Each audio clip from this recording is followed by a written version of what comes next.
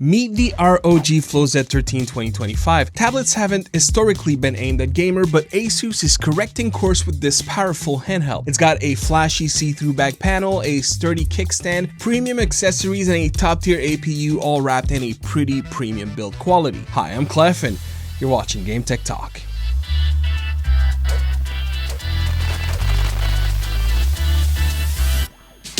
A loaner unit was supplied for this review, disclaimers and the video description if needed. First up is the 13.4-inch IPS Nebula display. It may not offer OLED's infinite contrast, but it also skips the burn-in worries that comes with it. What you do get is a gorgeous, vibrant landscape panel, glossy, Pantone validated, and rocking a 180Hz refresh rate with adaptive sync and Dolby Vision. It makes a strong first impression. With a screen this good, you won't miss OLED's inky blacks. Everything just looks right. Absolutely chef's kiss. No compromises here. ASUS came out swinging. We also have amplified speakers of 2 watt each, extremely well tuned, that'll provide the whole range from lows, mids, and highs by keeping them well separated. If you heard audio from flagship tablets from iPad Pros and Samsung Galaxy Tabs, rest assured that the Flow Z13 needs not be shy, as it holds up to other products in its space, and it delivers noticeably higher volume too. When talking performance, the AI Max Plus 395 is flexing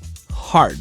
This tablet, strongest on the market, point blank. Some may argue that the M4 found in iPad Pros are strong too. Well, only as strong as its operating system will allow it.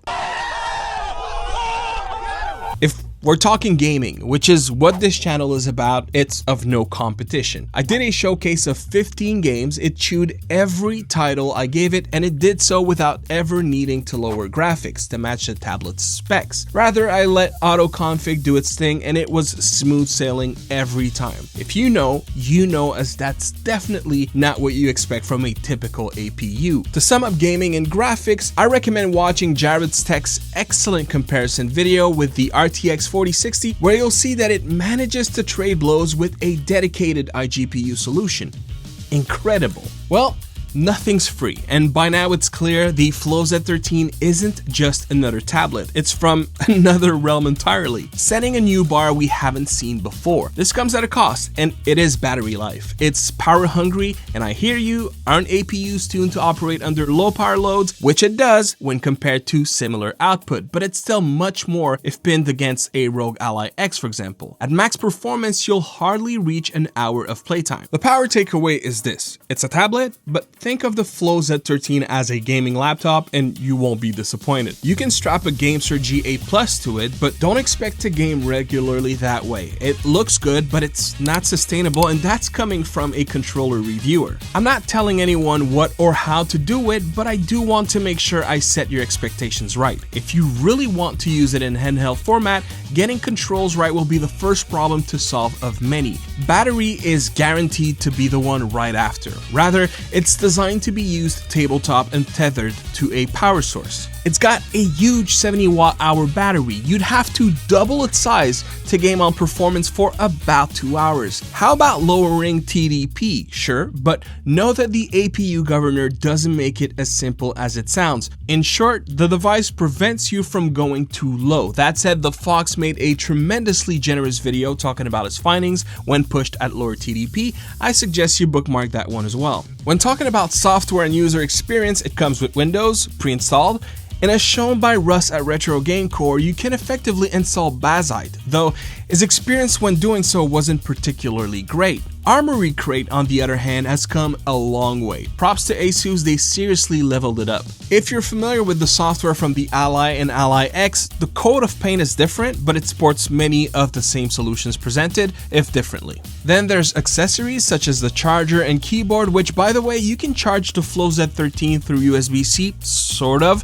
because depending on power expenditure, it may not be able to keep up and your battery is gonna drain. Using the provided charger adorned of its proprietary connector is to be brought along, especially if traveling. The keyboard's backlit dimly, but enough to see the keys without blinding you. What's worth mentioning is how pleasant that keyboard typing and trackpad mousing is. Typing and gaming on this keyboard is so smooth. The trackpad clicks from everywhere, thank you. And the kickstand in the back is super sturdy and gives you great range to angle the tablet to your liking. As for connectivity, only the latest and greatest is on board. We're talking triple band Wi-Fi 7 and Bluetooth 5.4. Peak networking for a peak tablet, no less. You've got a 13 megapixel rear camera and a 5 megapixel front facing one with much better low light performance for video calls. You also got a triple microphone array. Here's an audio recording.